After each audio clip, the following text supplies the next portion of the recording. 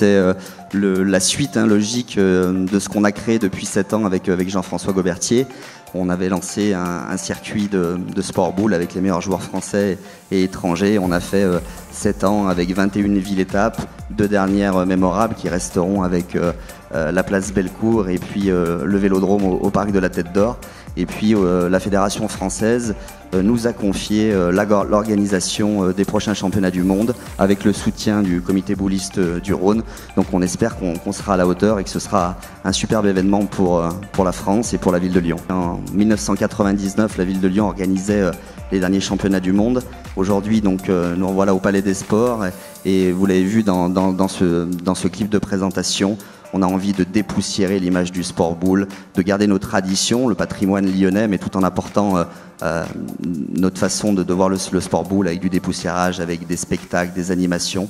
Et on aura une soirée splendide avec les musiciens de Johnny Hallyday, un vrai show, une vraie cérémonie de clôture. Et puis, lors de cet événement, de ce championnat du monde, de l'initiation, des journées incentives pour les entreprises, voilà, pour que continue de vivre le sport boule et la boule lyonnaise à Lyon et en France. Les nominés sont la 20e édition de la Rhône Orientation à Vaugneray, le Gala international de full contact à Turin et le Jumping Pro 1 des Pierres Dorées à Arnas.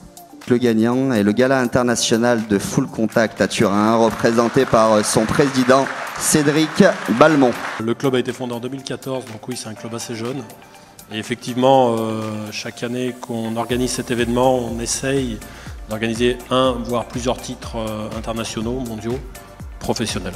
Beaucoup de travail, déjà pour trouver des partenaires et pour faire venir les champions à Turin. Pour faire venir les champions, parce qu'il y a toute une logistique qui tourne autour de ça et monter la manifestation complète, quoi.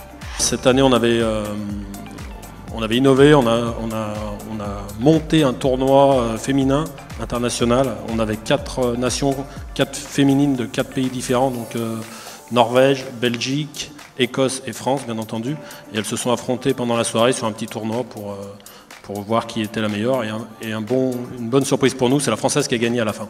On prévoit de réorganiser notre manifestation, bien entendu, qui aura lieu le 23 février 2019.